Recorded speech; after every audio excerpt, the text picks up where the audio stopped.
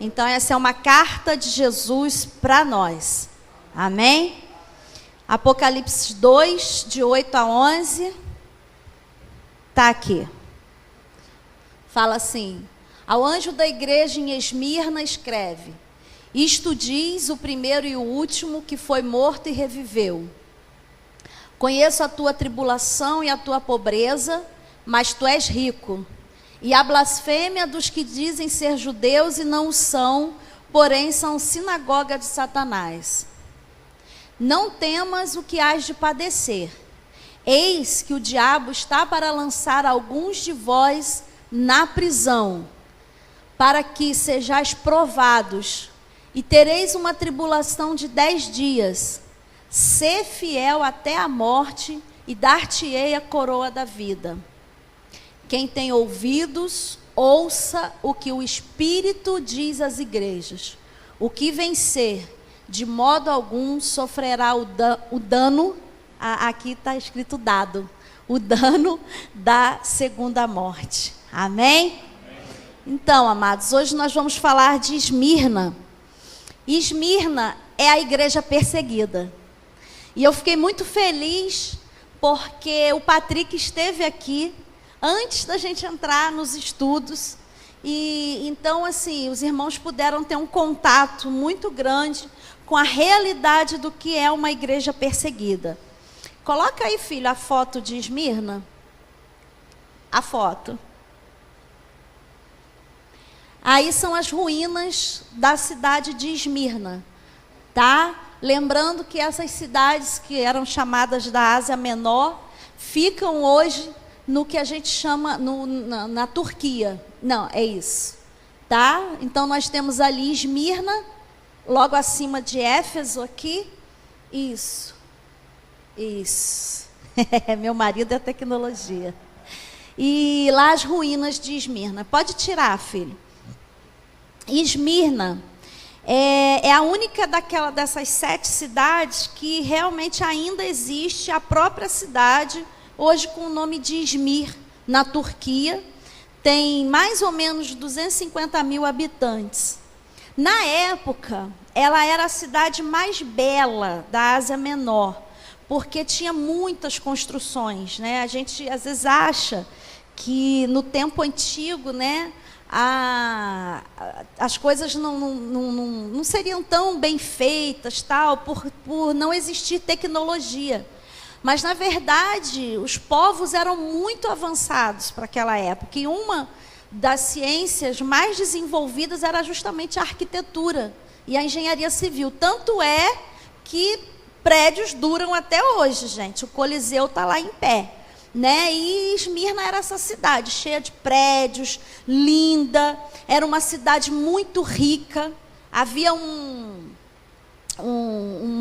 vamos chamar de um monte, uma montanha, né, chamado Pagos, que era, vamos dizer assim, o lugar dos ricos. Então eram mansões, tudo com aquelas construções gregas. E essas ruínas que a gente vê hoje, branca, elas são brancas pelo tempo, mas na verdade aquilo era tudo colorido. Aquelas estátuas gregas que a gente vê assim, toda branquinha, aquilo era cheio de cor, só que o tempo desgastou.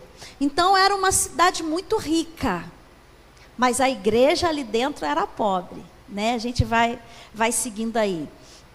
Tinha muitos deuses, templos de deuses gregos, e era a cidade mais fiel a Roma. Era a cidade mais fiel a Roma. Desde antes de Roma se tornar um império, Esmirna já era fiel a Roma.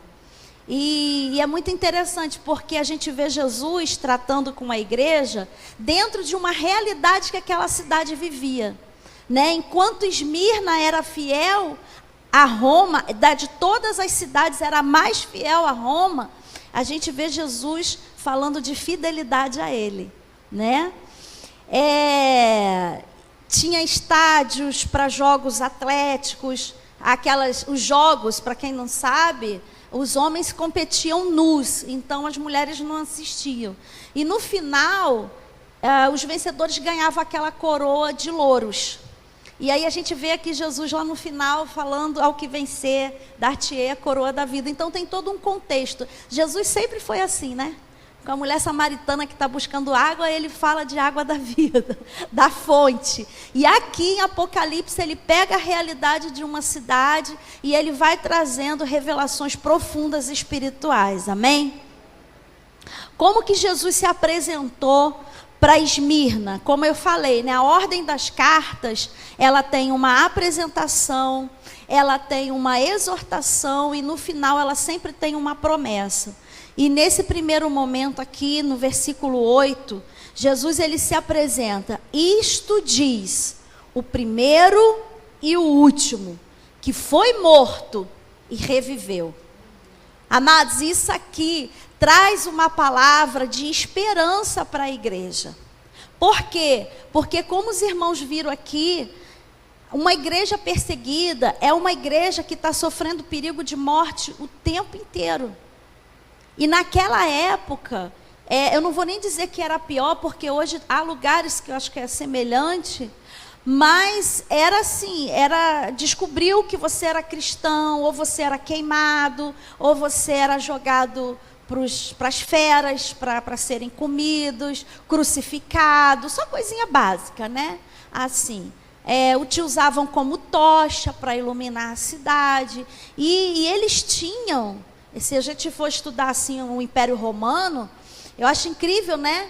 Como Satanás usa da inteligência das pessoas, né? Ou melhor, como as pessoas se permitem, servem a Satanás com a sua inteligência, que eles desenvolviam cada tecnologia, assim como na época da Inquisição, para torturar, para matar de forma lenta. A crucificação, ela era uma morte lenta, que era uma morte para causar sofrimento, que assim, não era para a pessoa morrer de uma vez, porque era muito pouco.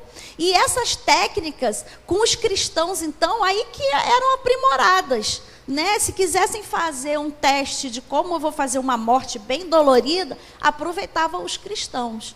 Então, esse era o contexto em que a igreja de Esmirna estava inserido. Uma igreja perseguida. Amém? E aí a gente vai ver justamente Jesus falando que ele é o primeiro e o último, que foi morto e que reviveu. Ou seja, deixando bem claro, não precisa temer a morte. Porque eu morri, eu revivi, e aqueles que morrem comigo serão ressuscitados. Amém? Glória a Deus por isso. Jesus, ele traz essa esperança para essa igreja que era perseguida até a morte. No versículo 9, Jesus fala assim: conheço a tua tribulação e a tua pobreza. Mas aí ele fala: mas tu és rico.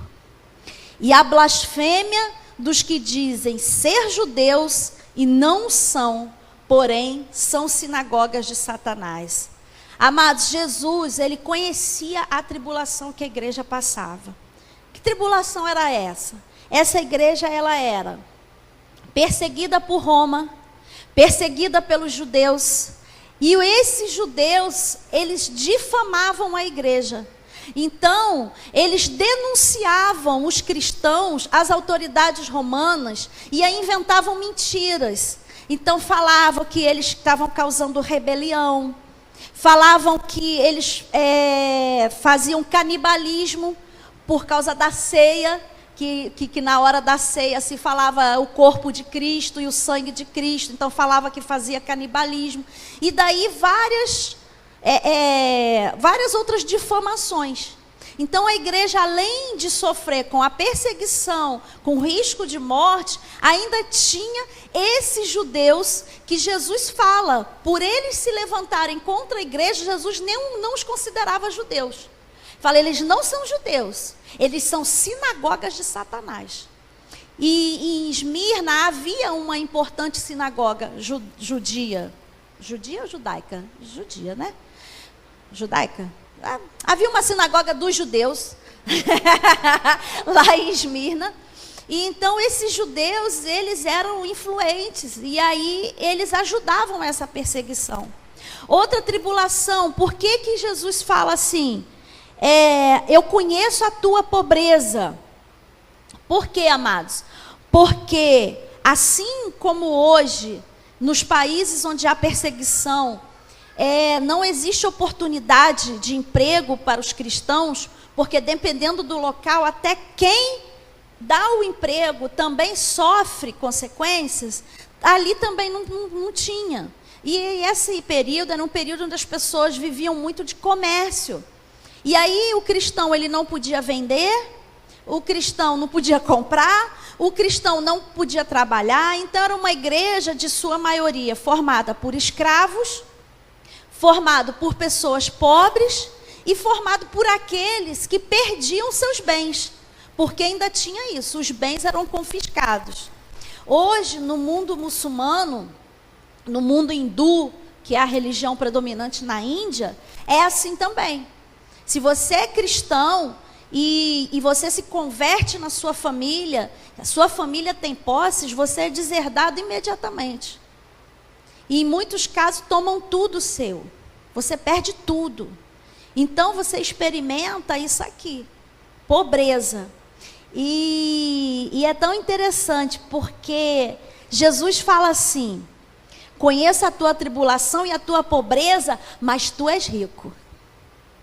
Por que Jesus falou que aquela igreja era rica?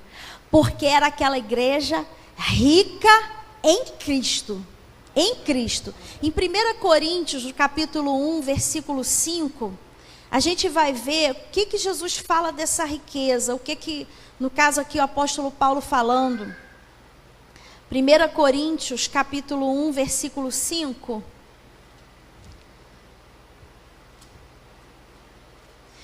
1 Coríntios 1, 5 fala assim, Paulo escrevendo aos Coríntios: porque em tudo fostes enriquecidos nele, em Cristo, em toda palavra e em todo o conhecimento.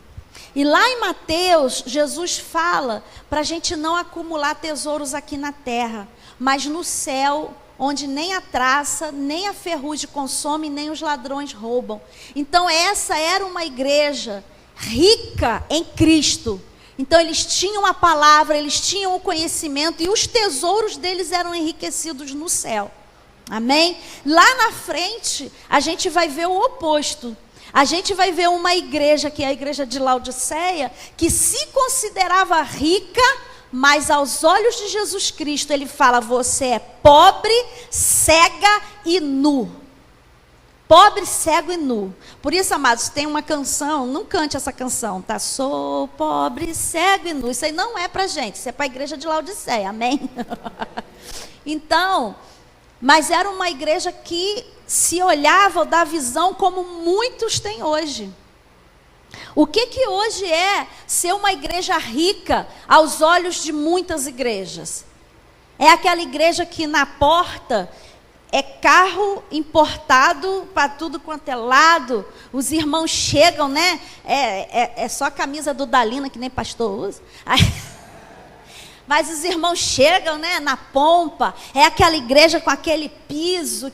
Nossa, a gente olha e fala: que igreja rica. Amados, é rico materialmente falando. É rico na terra. Mas aqui nós temos uma igreja pobre, financeiramente falando, e rica aos olhos de Jesus Cristo. Por quê? Porque as nossas obras, amados, elas contam lá no céu. Não é aqui na terra. Não adianta ter ostentação gospel. A gente vê pessoas vivendo de ostentação gospel. Por quê? Porque é sinônimo de que eu sou vencedor, é sinônimo de que eu sou próspero, né? É sinônimo que eu sou uma pessoa de fé.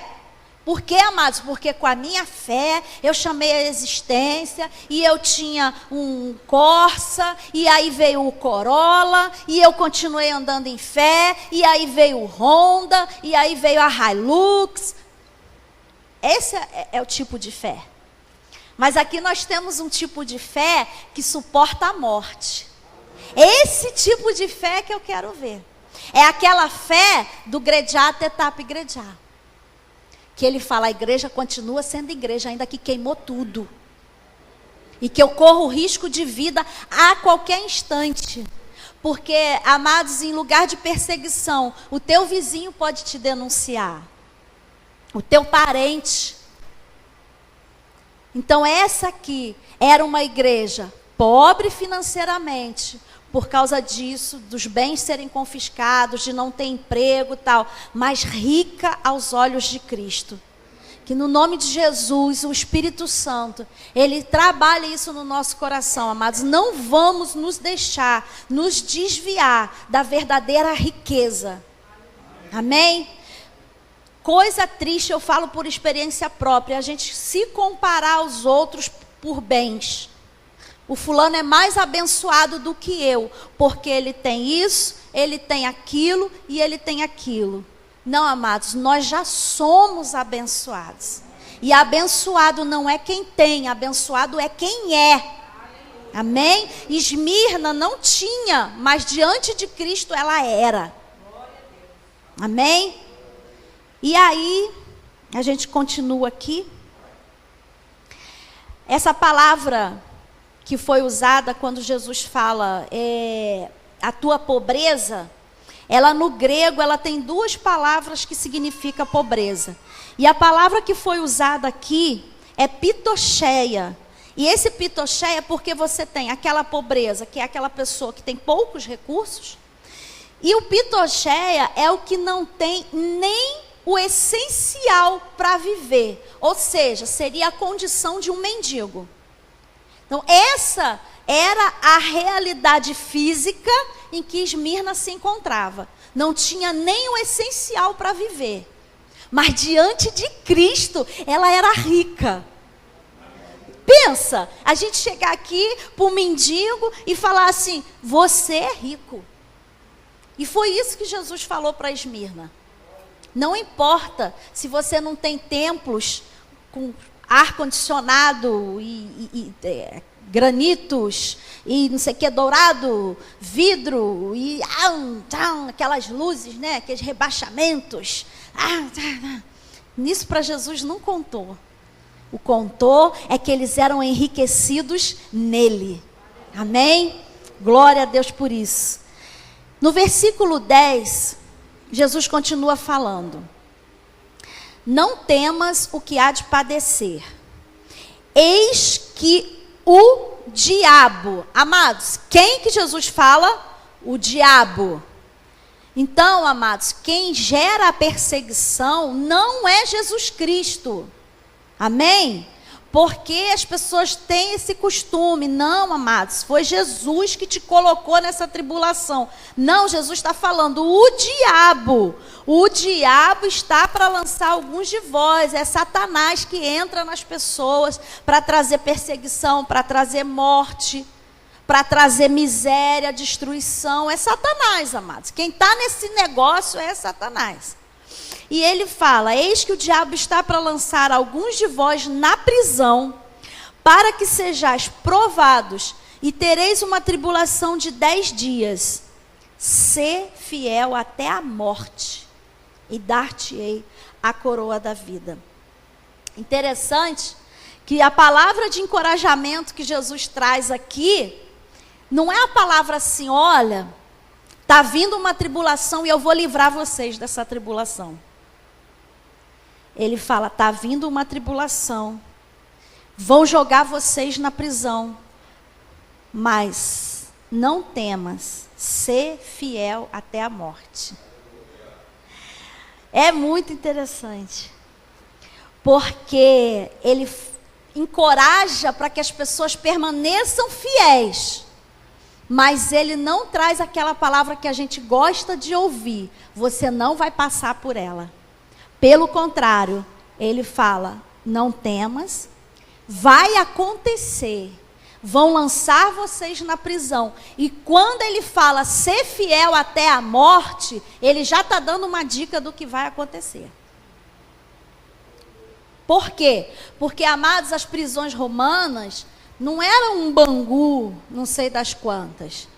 Eram coisas absurdas. Eram locais que eles não colocavam os prisioneiros para eles serem recuperados. e reinseridos na sociedade. Não, era local de punição e a pessoa ou morria de fome, ou morria de doença, ou morria de lepra. Porque eram condições subhumanas para se ficar. Então, assim, você já ser preso era praticamente uma sentença de morte. E o que Jesus falou que ia acontecer, aconteceu. De uma só vez, 1.200 crentes foram lançados de um alto monte chamado Pagos. Esse alto monte onde ficavam as mansões. Eles pegaram 1.200 crentes e jogaram lá de cima de uma só vez. De outra, foram 800 crentes.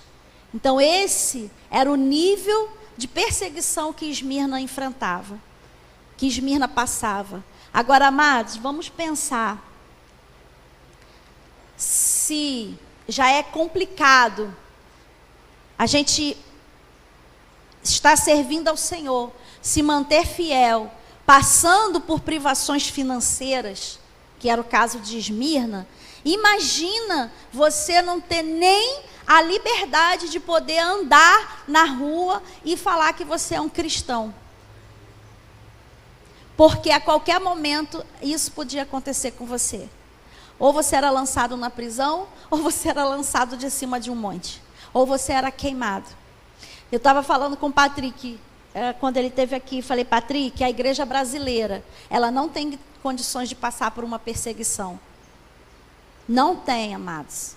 Por quê? Porque com coisas muito menores a gente começa a questionar a bondade de Deus, a questionar a fidelidade de Deus, ficar de bico.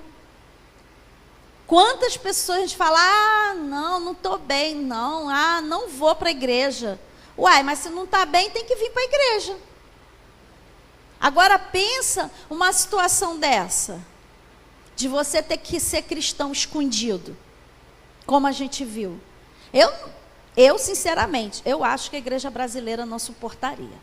Principalmente pelo nível de evangelho que a gente tem recebido hoje, que é o evangelho da bênção, é o evangelho do triunfalismo, não é andar em triunfo, é andar em triunfalismo, porque em triunfo o Espírito Santo ele sempre nos conduz. Por que ele nos conduz em triunfo? Porque a gente passa por tribulação. Saiu daquela tribulação, você já triunfou. Mas a visão hoje está num outro nível, está horizontal. Não é uma visão do céu, é uma visão horizontal. Então, imagina, se você entra para uma igreja com o evangelho que tem sido pregado hoje, vem, que seus problemas é a organização Tabajara, né? Seus problemas acabaram. Entre para a igreja, que seu casamento vai ficar uma bênção, os seus filhos, você vai receber promoções no trabalho, não importa se você é um péssimo empregado, mas você vai receber. Se você ficar falando que você é rico, é próspero, você vai prosperar, independente se você trabalha, se você estuda. Então, esse é o nível de evangelho. Entra na corrente para não sei da quê, a corrente não sei do quê, e os crentes estão ficando tudo acorrentados. E é um bando de gente decepcionada com Deus. Porque vamos fazer campanha para não sei o quê. 7 semanas, terminou as 7 semanas, não chegou o negócio. Pô, aí o outro recebeu. Você fica decepcionado com Deus. E nisso, a gente está tendo hoje um número de desigrejados absurdo. Parece que a porta da frente está grande, mas a porta dos fundos está maior ainda. Porque entra e sai. Entra e sai. Porque não é esse o fundamento do evangelho. O fundamento é a palavra. É saber que com ou sem tribulação, nele nós somos. Em Cristo nós já somos mais do que vencedores. Mais do que vencedores em quê? Na falta, na fartura, no frio, no calor, em todas as coisas. Amém? E voltando aqui para Esmirna, no ano 155 depois de Cristo, o bispo Policarpo, que provavelmente foi discípulo de João, ele foi queimado vivo numa pira. E é interessante porque há historiadores, viu, amados, dessa época, então eles registram isso. E é interessante que quando o procônsul ordenou que Policarpo amaldiçoasse a Cristo, ele respondeu: 86 anos eu tenho servido a Cristo e Ele nunca me fez mal, só o bem. Como então posso eu maldizer o meu Rei Salvador? E é interessante que nessa conversa o procônsul continua falando, olha, você vai ser queimado, não sei das quantas. Ele, olha, pior é o fogo do inferno que vai queimar o ímpio. E nisso, primeiro tentaram assustar ele com as feras, não adiantou. Então botaram ele numa fogueira, queimaram ele vivo, enquanto ele cantava e orava. Então esse é o nível de cristão. Esse é o nível de cristão, amados. Eu fico pensando, como Patrick falou aqui. Uma coisa é alguém chegar e falar assim, nega Jesus ou você morre. Eu acho assim, que a primeira coisa que a gente vai, não vou negar. Mas uma outra coisa, amados, é alguém pegar o meu filho e falar, nega Jesus ou eu queimo ele vivo na sua frente. Ou eu corto ele em pedaços. Ou eu tiro a cabeça dele aqui na sua frente com uma faquinha de serrar. Como a filha do Patrick falou, papai, se eles falarem que vão me matar, você continua com Cristo? A gente romantiza, amados. A gente romantiza, né? Poxa, glória a Deus, a gente vê aí irmãos presos. Há pouco tempo a gente entrou numa campanha de oração, porque durante muito tempo eu acompanhava mais de perto, a portas abertas. Dei uma parada, mas eu estou voltando. E a gente orava para o pastor Youssef, na Arábia Saudita. E ele, glória a Deus, foi libertado. Mas a gente acha lindo. Poxa, o meu irmão foi preso, saiu. Mas, amados, quando a gente pensa assim na pele, é um nível de fidelidade. Esse é o nível de fidelidade. Por isso que Jesus falou, vocês são ricos. Porque era um povo que encarava, seja a morte na fogueira, seja ser lançado de um alto monte, seja ser jogados às feras. Por quê? Porque eles sabiam que isso para o crente não é morte. A morte do crente é lucro. Amém? Que o Espírito Santo de Deus realmente, amados, traga essa revelação profunda para a gente não temer a morte. E a gente procurar ser fiel ao Senhor até o último instante. Amém? Jesus não livrou Esmirna da tribulação, mas ele alertou que viria e que teria um tempo de duração. Ele falou que durante 10 dias isso ia acontecer. E aconteceu. Então, amados, eu fiquei pensando aqui, falei, e se Jesus não me livrar da tribulação? E se eu tiver que enfrentar a morte por amor de Cristo? E se a profecia que for liberada não for aquela profecia que a gente espera? Amados, como é bom a gente receber aquela profecia que eis que o Senhor te diz. Ele está abrindo uma porta, Ele está te levantando, Ele vai te dar as nações, Ele vai te levar para as nações. Mas olha a palavra que Jesus vem aqui. Olha, vocês vão passar por uma tribulação muito forte. Tribulação, amados, quer dizer aperto, sufoco. E fora tudo, vão perseguir e vão lançar vocês na prisão. E provavelmente muitos vão morrer. Será que a gente continua sendo fiel ao Senhor? Amados, hoje tem crente sendo infiel ao Senhor por um prato de lentilha. Sabe o que é? É no trabalho, o patrão fala, diz que eu não estou. E você no telefone, você fala, ele não está, e ele aqui do meu lado. Está mentindo. Você não está sendo fiel. E como nós somos tentados nessas pequenas coisas, né? É pagar a propina para o policial, para ele liberar o carro. Então é um nível de fidelidade, amados, que a gente pode começar a ver nas pequenas coisas. A gente não pode ser infiel, nem por um prato de lentilha, nem por coisas maiores.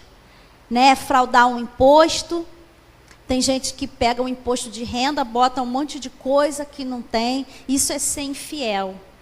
Nós, a igreja de Cristo, a gente precisa ser sal e luz. A gente não pode se contaminar.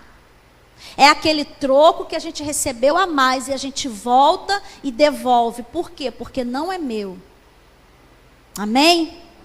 Então é não vender a nossa fidelidade por nada nesse mundo. Ser fiel até a morte. Amém? Glória a Deus.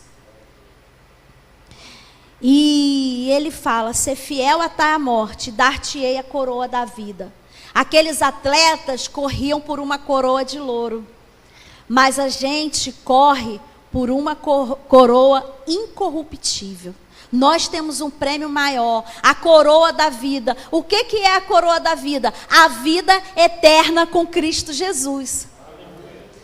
Como nós ainda estamos num corpo natural, nós, amados, não temos dimensão real do que é a eternidade. Por quê? Porque a gente está acostumado a ver que há um nascimento e depois há a morte, né? Mas há uma eternidade. Há uma eternidade toda preparada para nós. Esse é o maior prêmio da fidelidade. Esses irmãos aqui, amados, eles mataram o corpo, mas eles estão celebrando com o Senhor.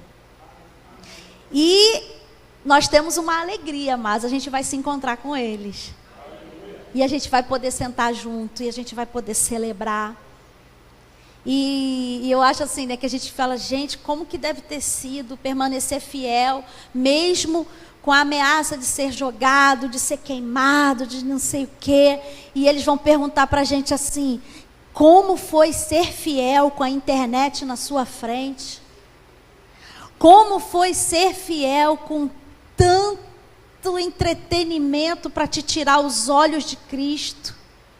Como foi ser fiel diante de uma sociedade que celebra o pecado, que quer institucionalizar o pecado, que glamoriza o pecado?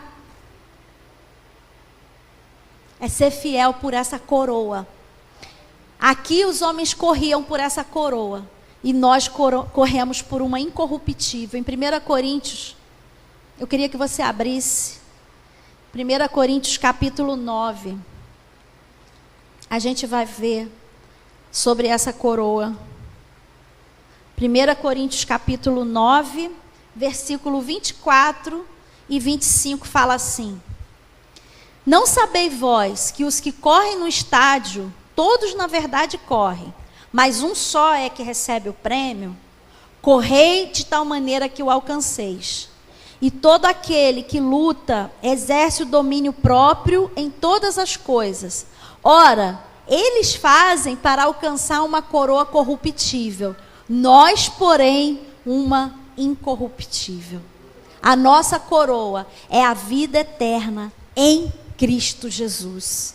Em Cristo Jesus, aleluia. Se formos fiéis até a morte, não sofreremos o dano da segunda morte. No versículo 11 de Apocalipse 2, ele fala: Quem tem ouvidos, ouça o que o Espírito diz às igrejas. O que vencer, de modo algum, sofrerá o dano da segunda morte. Amados, a morte eterna, ela é real e ela é a segunda morte. A primeira morte é a física e a segunda é a morte eterna. A morte eterna é perecer no lago de enxofre, junto com o diabo e seus anjos. Coisa que Deus nunca planejou para o ser humano. E eu, essa semana passada, uma pessoa conhecida minha, conhecida da família de muitos anos, porque era cunhado da minha irmã, faleceu de uma hora para outra, menos de 60 anos de idade. E minha sobrinha falava, porque era tio da minha sobrinha, ela: tia, eu estou orando para que Deus dê tempo de vida para que ele receba Cristo. Eu não sei se ele teve esse tempo. E se eu parar para pensar que essa pessoa pode estar hoje no inferno, amados, eu não fico bem. Porque, queridos, é lugar de sofrimento eterno. Essa é a segunda morte. Eu acho que se a gente tivesse uma consciência do inferno tão grande, a gente vai ser mais diligente em proclamar o Evangelho. Porque Nenhum homem na face da terra, amados, eu vou falar isso para vocês, nem Hitler merecia o inferno. Porque não é algo para humano. Não é um sofrimento inimaginável. Pensa um lugar onde não existe a mínima sensação boa. Sabe o que é uma sensação boa? Às vezes assim, de você chegar muito cansado, levantar e botar o pé para cima e vem aquela sensação. Não tem isso. É angústia, é sofrimento, é dor o tempo inteiro. E isso é eterno. Eterno não tem início e não tem fim. Então é uma vitória ser fiel até a morte, para não passar por essa segunda morte, amém? Eu queria que, Dani, bota o videozinho, além do que o Patrick trouxe para a gente, eu queria mostrar para vocês um pouquinho da realidade de outras igrejas perseguidas que nós temos hoje. Tá aí, filho? Vê o som, tá?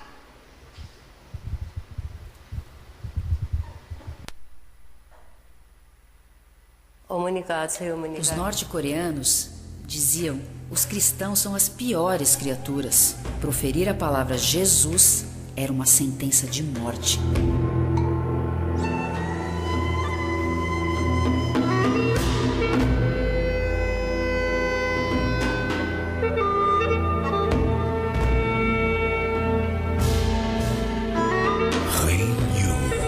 Cristã perseguida norte-coreana. Quando criança, algo que você ouve com frequência é: a Coreia do Norte é o país mais feliz para se viver. Como eles não estão expostos à mídia internacional, eles acham que o que ouvem é verdade. Me lembro da minha mãe preparando o café da manhã enquanto orava na cozinha. Naquela época, eu não conseguia entender o que ela estava sussurrando. Hoje, entendo que minha mãe tinha medo de contar sobre Jesus Cristo, porque colocaria todo mundo em risco. Então, ela faleceu sem ter a chance de nos contar sobre ele.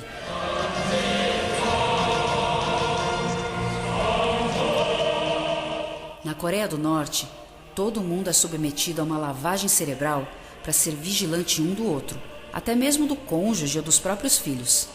Os norte-coreanos são aconselhados a denunciar qualquer um que fale sobre coisas que não são ensinadas pelo governo. Quando meu marido escapou da Coreia do Norte em 1996, ele foi para a China. Lá, ele se tornou parte de uma igreja coreana na China. No entanto, um dos diáconos da mesma igreja o delatou a um oficial de segurança pública. E ele foi levado de volta à força para a Coreia do Norte, onde foi preso em um campo de trabalho forçado. A tortura que ele enfrentou foi realmente inimaginável. Mas mesmo em meio a condições precárias, sua única preocupação era com aqueles que não conheciam Jesus Cristo. E enquanto ele estava lá, Deus o ajudou a construir uma igreja clandestina na prisão. Quando eu e meus filhos visitamos meu marido na prisão, ele nos disse palavras que nos levaram a entregar as nossas vidas a Cristo. E desde então, passamos a orar sinceramente. Depois que ele morreu, fugi da Coreia do Norte e encontrei uma igreja na China. Um dia, lendo a oração do Pai Nosso, eu realmente percebi que Jesus me salvou de todos os pecados. E a primeira frase dessa oração é: Pai Nosso que estás nos céus. Eu fiquei surpresa, porque ela soava familiar para mim. A minha mãe costumava sussurrá-la. A minha mãe era cristã. Eu percebi naquele momento. Quando fui para a prisão, vi logo de início que há uma cerca bem alta para que ninguém possa escapar. Desacreditada, eu entrei em lágrimas, mas o Senhor me disse: não se preocupe, vou te ajudar. Então, eu pedi uma zona segura e Deus preparou um lugar para mim e me tirou da prisão. Assim como o rei Yu, milhares de cristãos na Coreia do Norte enfrentam a constante perseguição aos cristãos que acontece no país. Por medo, eles não compartilham a fé e, quando ousam fazer, correm grande risco de ser torturados e até mesmo presos em campos de trabalhos forçados. mas a nossa oração e apoio ajudam a firmá-los como um só corpo. Quando vou ao exterior para dar testemunhos e encontro irmãos que passaram anos orando pelo nosso país, fico muito grata e sinto que Deus ama verdadeiramente a Coreia do Norte. Envolva sua igreja no DIP 2019 e continue. Amém? Isso é real, isso está acontecendo hoje, viu, amados? E essa semana eu recebi a notícia de Angola. Angola aprovou uma lei que as igrejas, para serem legalizadas, elas têm que ter 100 mil assinaturas dos membros. Então, assim, é só realmente para dizer que não está tirando a liberdade religiosa, você tem que ter 100 mil assinaturas. E nisso, eles deram um mês para as igrejas conseguirem isso. As igrejas, lógico, não conseguiram, eles saíram fechando todas as igrejas. Mas aí eu lembrei do Grediato Etapa Igrejal. Eu falei, não importa, os templos estão fechados, mas lá a igreja continua sendo igreja. Então, lembrem, amados, lembrem, a palavra Paulo diz para a gente orar pelos nossos irmãos que estão presos, como se nós estivéssemos presos com ele.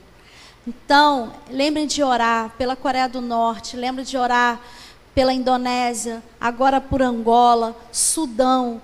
Se vocês entrarem no site da Portas Abertas, vocês vão ver um ranking de perseguição. A Coreia do Norte continua todo ano sendo o primeiro lugar, por ser um país muito fechado. Mas é real. Esses aqui, esses são irmãos, amados, que estão vivendo como a igreja de Esmirna. E nós, a gente pode ser fiel até a morte, ainda que estejamos num país com liberdade religiosa. Como? Nas mínimas coisas, como o Senhor tem tratado aqui conosco. Amém? Vamos agora falar da igreja de Pérgamo.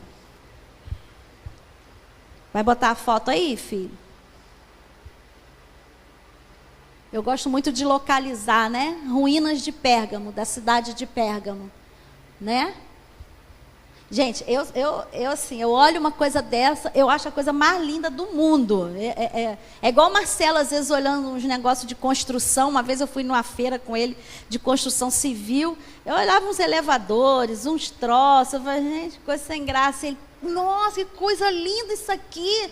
Então, assim, eu sei que tem algumas pessoas que não são tão apaixonadas em história como eu.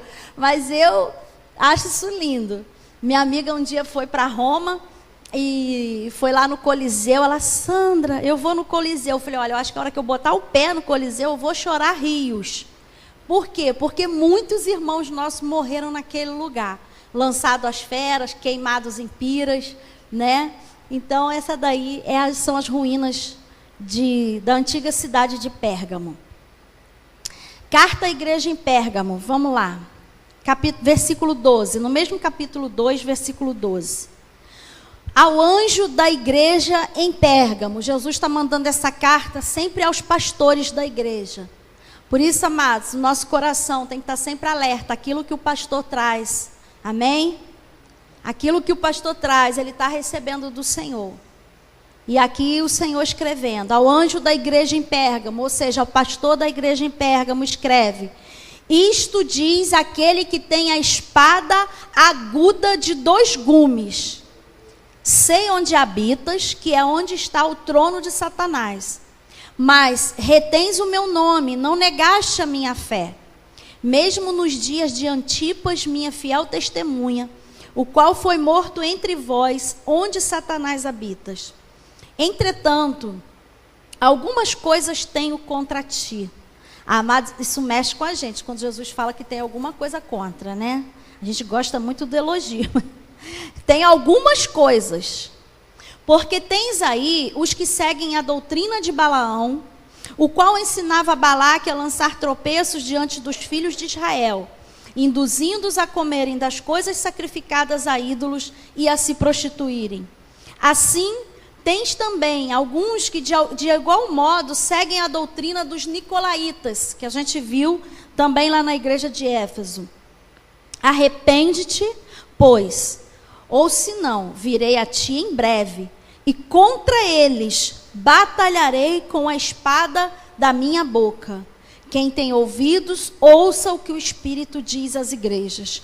Ao que vencer, darei do maná escondido, e lhe darei uma pedra branca, e na pedra um novo nome escrito, o qual ninguém conhece, senão aquele que o recebe. Amém? Pérgamo, eu chamei de o perigo de uma igreja mundana, uma igreja misturada. Só dando um rápido resumo sobre a Pérgamo da antiguidade. Pérgamo chegou a ser a capital da Ásia por 400 anos. Era um importante centro cultural, tinha uma biblioteca com 200 mil pergaminhos. A palavra pergaminho vem de Pérgamo. Por quê? Porque na época que o rei lá da época de Pérgamo quis construir essa biblioteca, ele queria que fosse a maior biblioteca do mundo. Então, o rei que era do Egito, que era onde fornecia os papiros, e o papiro era feito daquela cana do Egito, tal, era por isso que é papiro, né? Lembra papel?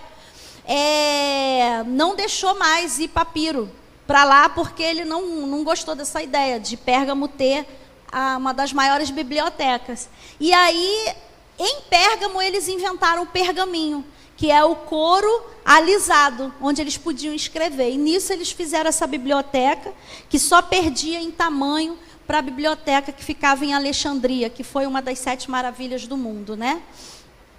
Era um destacado centro de paganismo religioso. Né? Não é à toa que o Senhor fala, eu sei que onde você mora é o trono de Satanás. Tinha o famoso templo de Zeus, que também foi uma das 7 maravilhas do mundo antigo. Se adorava o imperador, porque chegou um tempo em que eles cultuavam a deusa Roma, e aí passou-se também a cultuar o imperador. E todas as pessoas, independente de que Deus adorasse, todo ano era obrigada a sacrificar ao imperador e falar que César era o Senhor. Então daí dá para ver também a situação da igreja nesse lugar. E adoravam o deus Esculápio, que é o deus serpente da cura. Eu nunca entendi por que o símbolo da medicina são aquelas serpentes. Vem desse deus aqui grego, porque ele era o deus da cura. E, em compensação, em Pérgamo também tinha uma grande escola de medicina. E aí os povos associavam a medicina com o Deus. E aí ia muita gente para ser curada e, ao mesmo tempo, misturava o paganismo com a medicina em si. Mas ficou esse símbolo, porque era um deus serpente que era adorado. Como que Jesus se apresentou para Pérgamo? Jesus já começa bem. Ele fala, aquele que tem a espada aguda de 2 gumes. Aquela espada que corta dos 2 lados. E a Bíblia chama a palavra de Deus de uma espada de 2 gumes. E aí eu fiquei pensando, por que será que Jesus se apresentou? Porque, amados, Pérgamo começou a se misturar com aquela situação da cidade, e a espada, ela vem dividindo. Então, ela vem separando o que é falso do que é verdadeiro. A falsa religião da verdadeira religião. Por isso, Jesus chega já se apresentando como aquele que tem a espada de 2 gumes. Essa igreja aqui, no versículo 13, fala que eles ficavam onde estava o trono de Satanás, mas mesmo assim não negaram a fé. Eles não tinham negado a fé. Ou seja, foi uma igreja que também passou por perseguição, não negou a fé. E ele fala do servo Antipas. Antipas foi o pastor da igreja de Pérgamo. E olha como é que ele foi morto. Construíram um touro enorme de bronze, colocaram ele lá dentro e acenderam uma fogueira embaixo. Então é o que eu falo, eles usavam a inteligência para fazerem as coisas assim, tipo assim, tem que... Isso, ali, amados. Está ali como que eles matavam as pessoas.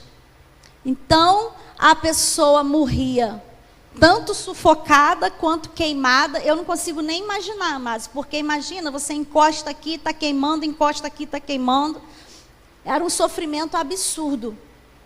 E por isso Jesus fala que não negou a fé, mesmo nos dias de Antipas, porque isso eles faziam para quê? Para que os outros desistissem, né? Para que desistissem. Então eles procuravam fazer as mortes mais horrendas possíveis. Por quê? Porque aí eu que estou na mesma situação, não vou querer aquilo para mim. E eles se mantiveram fiéis. E quando ele fala aqui que mesmo onde estava o trono de Satanás, não é apenas uma questão física, amados. É muito mais uma questão espiritual. Porque era o centro do paganismo. Então há toda uma cultura. É Satanás dominando todo o sistema da cidade. Em tudo tem a mão do diabo. Não é muito diferente dos nossos dias, né? Infelizmente a gente vê a cultura dominada pelos princípios de Satanás, né? A educação foi passando para isso. E lá era assim. Então isso é o trono de Satanás. É quando Satanás tem todo o domínio daquele lugar. Assim era Pérgamo e assim estava a igreja. E logicamente enfrentava perseguição. Mas o que aconteceu com Pérgamo? Pérgamo começou a tolerar doutrinas que eram contrárias aos princípios do Senhor. Toleravam os que seguiam a doutrina de Balaão. Toleravam os que seguiam a doutrina dos nicolaítas. O que a gente vê, amados? Quem quiser saber sobre a história de Balaão, está lá em Números, capítulo 22 ao 24. Em Números 31:16, Moisés fala, olha, essas mulheres que estão aqui, vocês vão destruir elas todinhas, porque elas vieram para cá por conselho de Balaão. Quem era Balaão? A pastora Cristiane pregou aqui um dia e falou sobre ele. Balaão era um profeta. É muito interessante, amados, que Balaão não era israelita, mas conhecia ao Senhor. Assim como Melquisedeque, assim como o sogro de Moisés, que era alto sacerdote de Midian. Então, às vezes a gente pensa que Deus, naquela época, era conhecido só do povo de Israel. Não era. Deus sempre se revelou aos povos. Por isso que havia momentos que ele exercia juízo, destruía uma nação. Por quê? Porque de alguma forma ele se revelou e aquela nação rejeitou. Deus não é injusto. Eu aconselho, indico, depois eu posso botar lá no grupo, o livro chamado Fator Melquisedeque, que é lindo, como que Deus se revela até hoje em tribos em lugares mais remotos possíveis. De alguma forma, eles têm uma revelação de quem é Deus. Há tribos africanas que quando os missionários chegaram e falaram de Jesus, eles falaram, não, ele esteve aqui e falou que ia vir um homem, que ia trazer o livro e que ia mostrar para a gente. Então Deus sempre se revelou. E esse profeta falava com Deus e Deus falava com ele.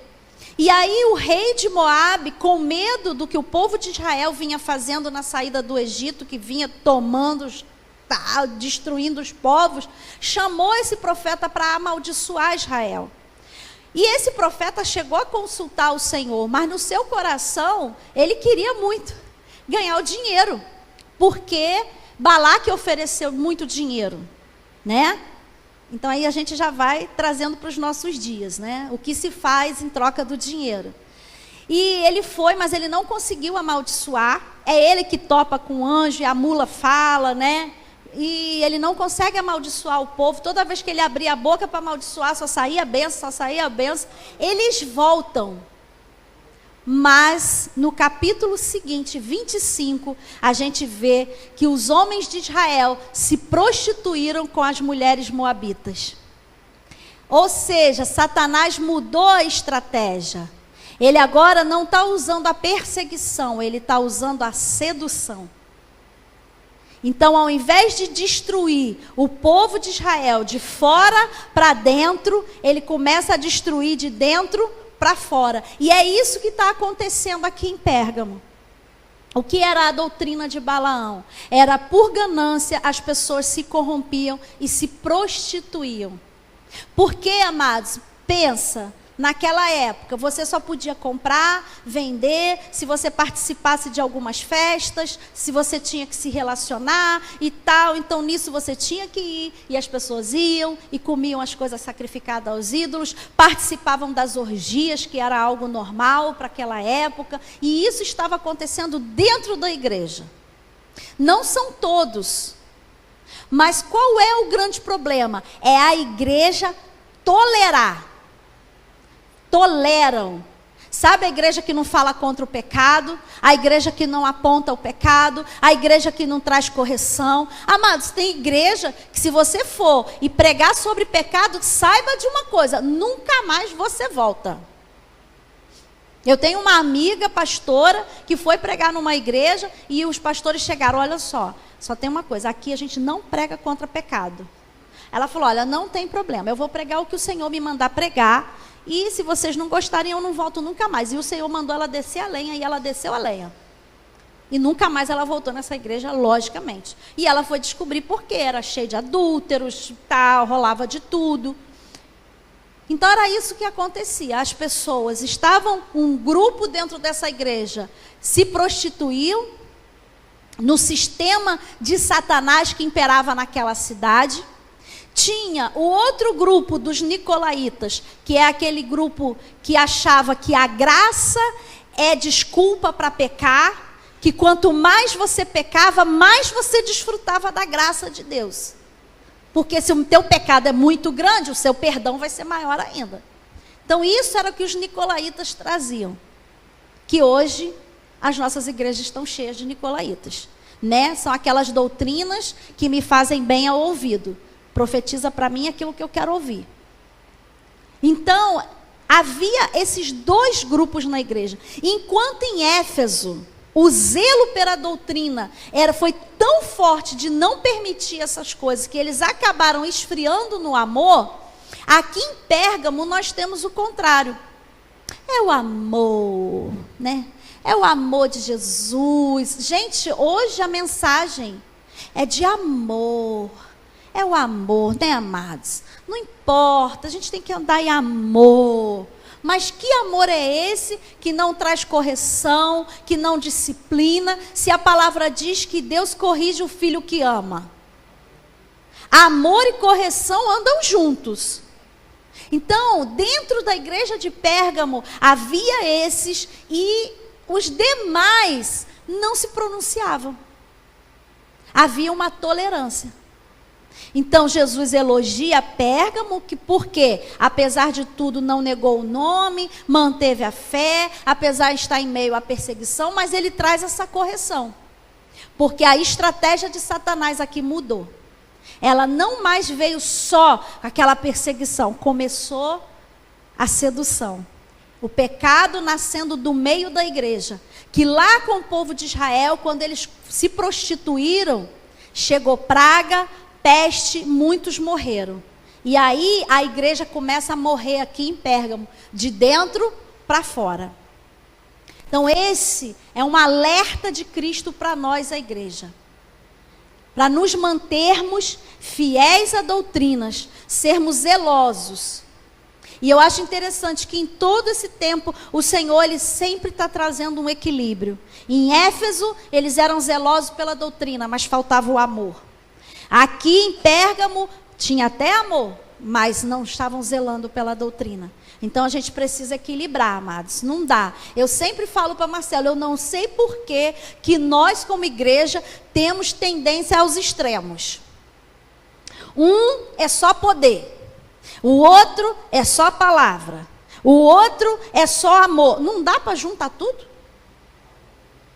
E que o Espírito Santo de Deus nos dê essa capacidade, nos dê essa unção de andarmos nesse equilíbrio, amados.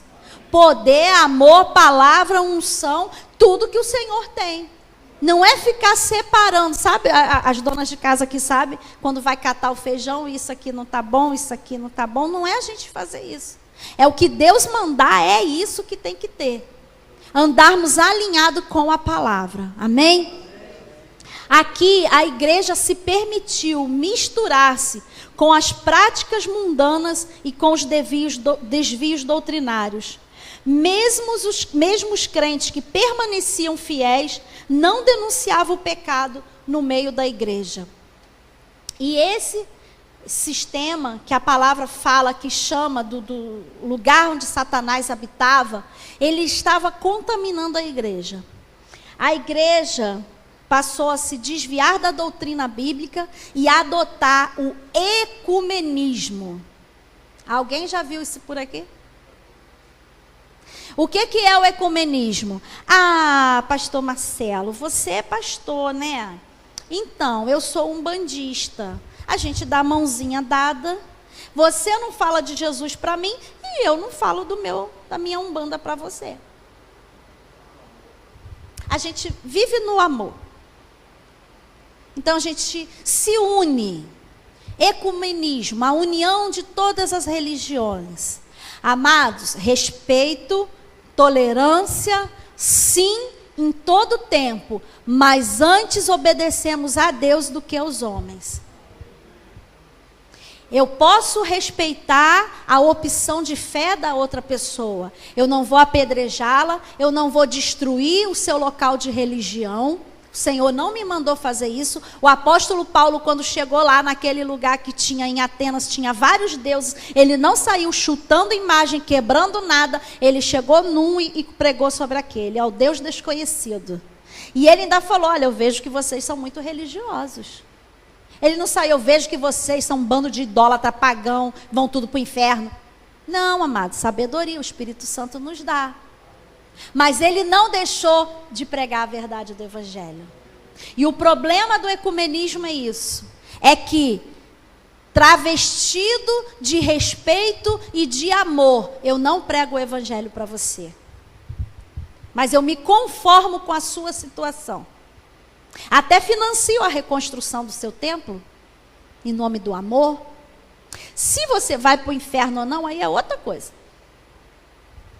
Não tem problema, né? O importante é a gente sair bem na foto. E hoje, isso tem sido assim, né? Gente, a mídia adora quando chega um pastor que fala, não, a gente tem que andar junto, e a gente tem que, né, porque Jesus é amor, oh, coisa linda, né, isso é muito lindo. Mas a gente não pode se permitir contaminar por essas coisas. Eu respeito, mas eu preciso falar da verdade de Jesus Cristo, da verdade do Evangelho, que Ele é o caminho, a verdade e a vida, e ninguém vem ao Pai se não for por Ele. Amém? Glória a Deus por isso. Outra coisa, a igreja estava cedendo às pressões externas. A igreja estava sendo politicamente correta. Ah, mas o que tem? Vim participar de um banquete em adoração aos deuses, né? Poxa, as pessoas têm que te ver para você poder continuar fazendo comércio, se relacionando. Então a pessoa ia. E você estava sendo politicamente correto. Então, hoje, amados, eu vejo pastores falando, não, na minha igreja eu não falo sobre homossexualismo. Vai falar para quê? Politicamente correto, melhor você não falar, verdade? Você vai falar que é pecado? E aí, a pessoa não vai entrar na sua igreja? Né? Então, igrejas que estão aceitando tudo em nome do politicamente correto. Como uma vez a gente colocou sobre uma situação de que destruíram um templo, né, de adoração lá, e evangélicos financiaram a reconstrução. Aí eu falei no grupo da ABU, que rolou o maior bate-boca num dia, eu falei, politicamente correto, mas biblicamente não é correto. Então essa tem que ser a nossa postura. É politicamente correto? É. Mas é biblicamente correto? Se for, está tudo bem. Se não for, eu fico com a Bíblia. Amém? A gente viu isso muito claro nessas discussões que teve aí sobre as eleições, né? Inclusive tem um vídeo do Luciano Subirá que eu gostei muito, onde ele falou que se assustou com a postura dos crentes, e ele falou assim: eu fiquei preocupado não mais com a questão política, mas o amor que eles estão entendendo. Que amor é esse que está sendo pregado e divulgado dentro das igrejas? É o amor que pode tudo. Continue como está. A gente diz assim: venha como está. Mas Jesus Cristo não vai te deixar permanecer. Ele vai transformar a sua vida. Amados, mensagem do Evangelho é mensagem de transformação, de libertação e do negue-se a si mesmo. E não é fácil falar sobre negar-se a si mesmo. Não é fácil falar e não é fácil viver. Porque há momentos em que a nossa carne gostaria de fazer algumas coisas, mas eu preciso me negar. Por quê? Porque eu tenho um prêmio muito maior. O prêmio de Jesus Cristo é muito maior. Eu gosto muito do texto que Paulo fala, que ele larga tudo pela excelência do conhecimento de Cristo. E é isso que a gente tem que estar focado, amém? No versículo 16, amados, porque o Senhor, Ele é sempre assim, toda exortação, Ele não vem, a exortação de Deus nunca é para destruição, mas ela é sempre para chamar para perto. A palavra exortar é isso, é chamar para perto. Não é simplesmente, eu vou bater, mas eu vou te puxar para perto. E aqui no versículo 16 ele fala: arrepende-te, pois, ou se não, virei a ti em breve, e contra eles, contra os que seguiam a doutrina de Balaão, os que seguiam a doutrina dos nicolaítas e os que toleravam essas coisas, batalharei com a espada da minha boca. O próprio Cristo falar que vai batalhar contra você, só com a palavra. Eu vou ouvir, só com a palavra. Lá na frente, no Apocalipse, quando a gente estudar a escatologia, a gente vai ver que no Armagedon, quando os povos se reunirem com Satanás e vier lutar contra Jesus e o seu povo, ele com o sopro da boca vai destruir todo mundo. Aí você imagina ele falar: eu vou batalhar com a espada da minha boca contra alguns que estão aí dentro da igreja. Amém? E no final, nós temos a promessa do vencedor. Ele fala: quem tem ouvidos, ouça o que o Espírito diz às igrejas. Amados, a gente precisa estar muito atento ao que o Espírito está falando à igreja. A Bíblia diz que há muitas vozes no mundo, mas a gente tem que discernir o que o Espírito está falando, o que é para esse tempo, o que é para nós, o que é para aqui, Palmital, o que é para a minha vida em particular.